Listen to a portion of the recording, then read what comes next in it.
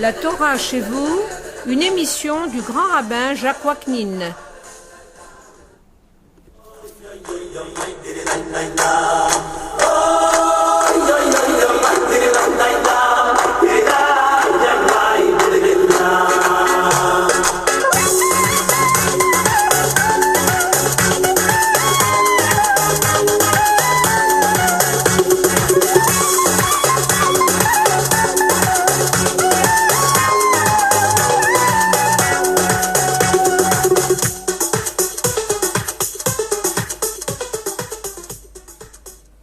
Chers amis, bonjour. Au stade où nous sommes arrivés dans le dernier discours de Moïse, les enfants d'Israël s'apprêtent à prendre possession de la terre d'Israël pour s'y établir et y créer la vie normale d'une nation. Moïse va donc donner des conseils et des directives quant à l'institution la plus importante dans une société, à savoir le système judiciaire, car la justice est l'axe principal d'un État. Sans justice, aucun État ne peut survivre.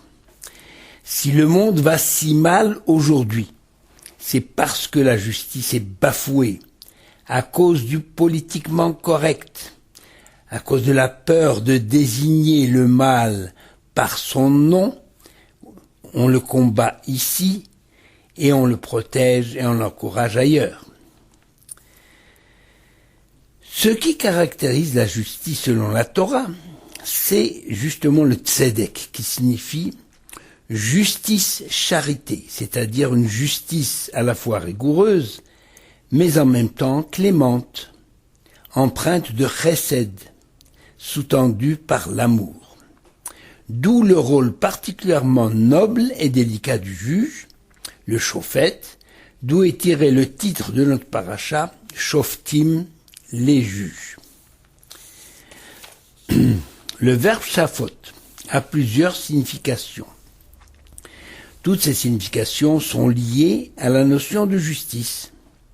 Shafot peut avoir, selon le contexte, les significations suivantes: juger, condamner, rendre justice à quelqu'un, gouverner, administrer, apprécier, juger d'une situation, se faire une opinion, plaider contre quelqu'un, attenter un procès à quelqu'un, punir, exercer une vengeance. Donc ce sont toutes ces significations, mais toutes sont liées à la notion de justice. La première fois que ce verbe apparaît dans la Torah est lié à la plainte que Sarah adresse à Abraham dans Bereshit 16:5. Sarah dit à Abraham: « L'affront qui m'est fait, c'est toi qui en es la cause. Moi-même j'ai placé ma servante dans tes bras. Or, depuis qu'elle a conçu, je suis devenu méprisable à ses yeux. L'Éternel sera juge entre toi et moi. » D'autres Bibles traduisent « L'Éternel jugera entre toi et moi » ou bien « L'Éternel se prononcera entre toi et moi ». Du discours de Sarah, la signification de Shafot exprime l'idée de faire justice, de défendre l'offensé, de préserver ses droits et son honneur. En parlant ainsi, Sarah attendait à Abraham qu'il prenne sa défense. Et ne sachant pas comment se départager les deux femmes, Sarah et Agar, Abraham dit à Sarah: « Voici, ton esclave est dans ta main, fais-lui ce que bon te semble. » La justice dont parle notre paracha concerne la nation tout entière et pas uniquement l'individu. Ou plus précisément, certains individus bien déterminés. Je m'explique.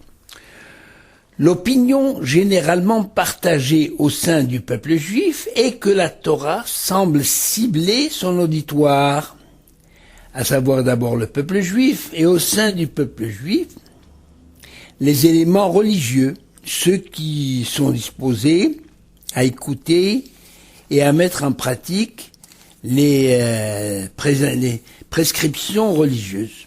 Mais en réalité, le message de la Torah s'adresse à tous les hommes pour leur montrer le chemin de la vérité et de la justice.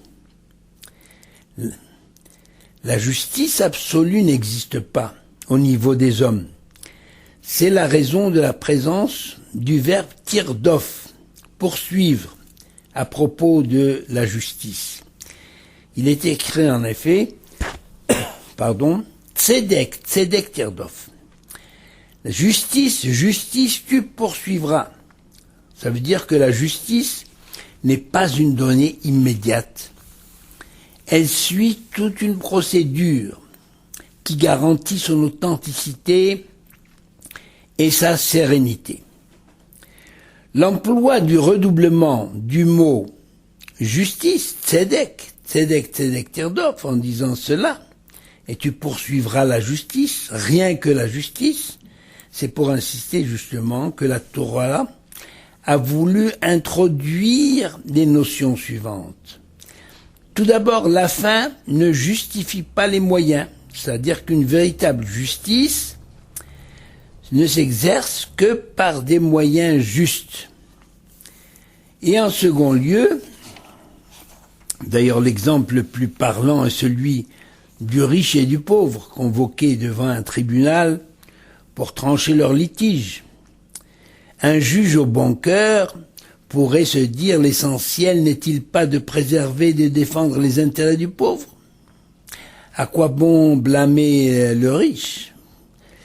Mais justement la réalité, le pauvre est en tort. Si c'est le pauvre qui est en tort, la justice, penchera pour la thèse du riche, qui est un parfait honnête homme. Ce juge au bon cœur pourrait donc penser la somme que devrait payer le pauvre est énorme pour sa bourse. Je vais donc acquitter le pauvre et le riche ne m'en voudra pas de ne pas recevoir ce qui lui est dû car il en a déjà trop. L'attitude de ce juge est grave et blâmable, car la justice n'admet pas de compromis. Si compromis il y a, c'est avant de comparaître devant le tribunal. C'est ainsi qu'il est dit, tzedek, tzedek tirdof, c'est-à-dire que la répétition est, selon nos sages, pour encourager les juges à trouver des compromis et des solutions à l'amiable, pour éviter justement d'en venir à se présenter devant un tribunal pour un jugement. Car si le jugement est prononcé, la justice passe. C'est ce que le juge au bon cœur a fait. En réalité, il a expliqué aux riches la situation du pauvre, il a plaidé sa cause et obtenu une faveur de la part du riche, et ainsi ils n'en sont pas arrivés à se présenter devant le tribunal. La justice doit se pratiquer avec clémence et amour, dans le respect de chacun, car la justice, en définitive, appartient à Dieu. D'où la difficulté dans le choix des juges, des shoftim. Selon Manitou, la société juive est comparable à un sanctuaire, à un mishkan. C'est seulement lorsque le peuple est méritant et atteint un certain degré de sainteté que la Shekhinah, la présence divine, se manifeste en son sein. Pour arriver justement à cette sainteté, il est indispensable que les différentes institutions de la société remplissent convenablement leur rôle. C'est ce qui est dit Mishkan, parce qu'il est dit Vesheveya Souli Mikdash Veshachanti Betocham, qui me fasse un sanctuaire, c'est-à-dire un Mishkan, et je résiderai au milieu d'eux. Mishkan, c'est l'anagramme, c'est-à-dire les premières lettres des mots Meler, Shoftim, Kohanim et Neviim. C'est-à-dire, Meler, c'est le roi juif doit avoir 2 rouleaux de la Torah, l'un en miniature qu'il porte sur lui en permanence et l'autre dans lequel il doit étudier.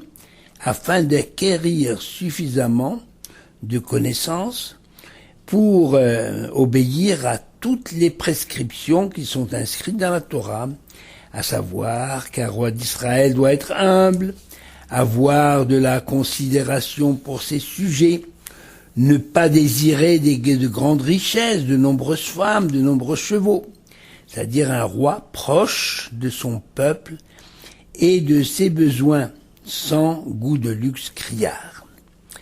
La deuxième dans Mishkan, donc Melech, Mishkan, le Shoftim, on laisse pour la fin. On va parler de Kaf comme Kohen. Le Kohen, c'est-à-dire le prêtre, doit surtout se préoccuper d'enseigner la doctrine de la Torah et de préserver les traditions du culte et du service divin.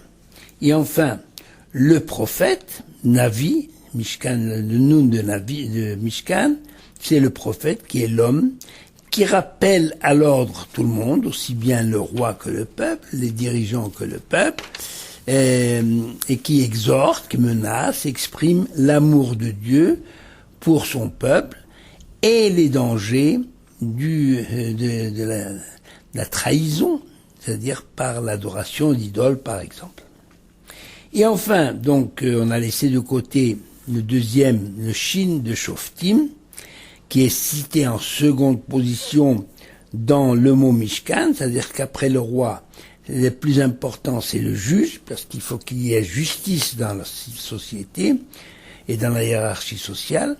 Il est écrit au début de la paracha, Shoftim veshotrim titen lecha bechol she'arecha. Des juges et des agents du ministère de la justice, tu te donneras dans toutes tes villes et dans toutes tes tribus. Il s'agit donc d'une justice de proximité. Les forces de l'ordre sont des agents du ministère de la justice et non du ministère de l'Intérieur, c'est-à-dire qu'ils sont les serviteurs de la justice et n'ont à assurer aucun ordre politique défini. C'est pourquoi c'est pour nous une aberration d'entendre qu'un tel juge ou un tel juge de la Cour suprême est élu en fonction de son appartenance à un parti politique. Un juge est nommé ou élu, et ceux qui l'ont élu doivent se soumettre à ses décisions et directives, et ne doivent avoir aucun ascendant sur le juge en fonction qui doit exercer son sacerdoce en toute indépendance et en toute liberté. Comme il doit juger le peuple en toute équité, le juge doit être impartial, n'avoir peur de personne, sinon de l'Éternel seul. Le juge doit être intègre, n'accepter aucun don tant qu'il est en fonction. Par don, il faut entendre pas seulement un cadeau qui a de la valeur, mais même un service, même une marque particulière de respect. Voulant, et pour illustrer cette notion de don, le Midrash nous rapporte l'histoire suivante. Voulant se moucher, le mouchoir lui glissa des mains, et l'un des plaideurs a ramassé le mouchoir et le rendit respectueusement au juge. Le juge se leva alors et se déclara désormais incompétent pour juger une telle affaire, parce que il ressentait, du fait de son geste, il a ressenti une sympathie particulière pour l'homme qui lui avait ramassé le mouchoir. Nos sages disent que le shochad, le don corrupteur, agit alors même que le juge ignore l'avoir reçu. Tel ce juge à qui l'un des plaideurs avait glissé dans sa poche un louis d'or, et pendant la séance du tribunal, pendant le procès, l'esprit du juge n'était pas clair. Et il ne comprenait pas pourquoi. Et alors il a fait suspendre la séance pour prendre de l'air. Quelle ne fut pas sa surprise de découvrir dans la poche de sa robe de juge un louis d'or, certainement un don corrupteur pour fausser le jugement. S'étant débarrassé donc de ce don, de ce don coupable, l'esprit du juge revint et il a rendu un verdict en toute justice. Le juge doit être humble et ne jamais oublier qu'il est au service de l'Éternel et de la Torah, qui recommande d'aimer son prochain. Il abordera donc toujours les plaideurs avec amour et indulgence, et tout en étant inflexible sur les détails de la loi, considérant comme coupable chacun des plaideurs, tant que le verdict n'a pas été prononcé, donc il sera méfiant de chacune de leurs paroles, à propos de chacune de leurs paroles, et il est d'ailleurs aidé dans sa tâche par la procédure de justice qui le guide dans l'interrogation des témoins et dans le déroulement du procès. Et enfin, un de nos sages considère que l'injonction des juges et des exécutants de justice, tu te donneras dans toutes tes portes, il s'agit en fait d'une injonction adressée à l'individu qui possède des organes par lesquels il communique avec le monde extérieur et qui sont autant de sha'arim, autant de portes. Il s'agit des yeux, des oreilles, du nez, de la bouche, qui nécessitent des gardiens pour ne pas que l'homme se laisse entraîner par eux vers le mal. En conclusion, l'objet qui préside à l'esprit des législateurs, c'est d'assurer pour tout un peuple la sécurité, la grandeur morale et le bonheur de tous les citoyens par le respect des bases sur lesquelles doit reposer la communauté humaine, à savoir le droit, la vérité et la paix, comme cela est écrit dans les Pirkei Avot, Ha'olam Kayam, ala Din, ala Emet, vers la Shalom. Eh bien, le monde se maintient par la justice, par la vérité et par la paix. Shalom uvracha lekulchem, et à bientôt.